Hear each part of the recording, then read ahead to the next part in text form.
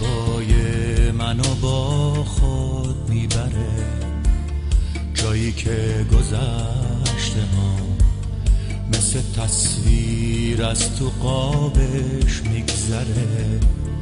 پشت قاب بی نفس مثل اون پرنده که دلش گرفته تو قفس، مثل یک حقیقت رفته به باد منو با خود میبره، مثل یه رویا توی خواب.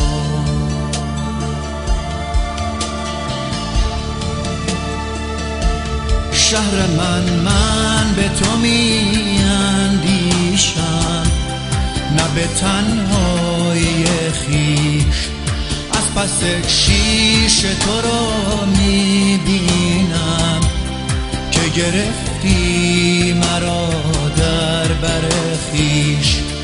من وضو با نفس خیال تو میگیرم و تو را میخوانم و به شوق فردا که تو را خواهم دید چشم به راه میمانم. تن من پاره از آن تن توست و قشنگترین شبای پرستاره شب توست. تن من پاره از آن تن توست و قشنگترین شبای پرستاره شب توست.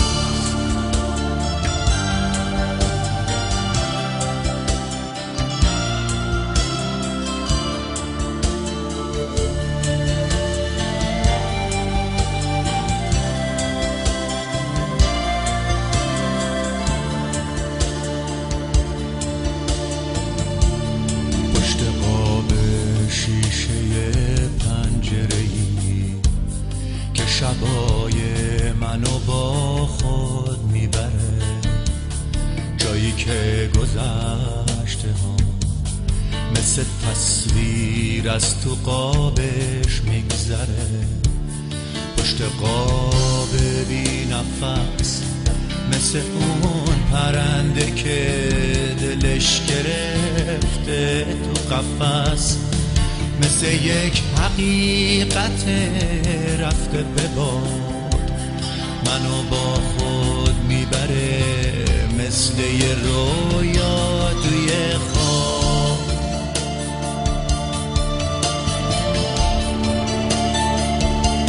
شهر من به تو میاندیشم، نه به تنهایی خیش، از پس شیشه تو را میبینم که گرفتی مرا در بر خویش.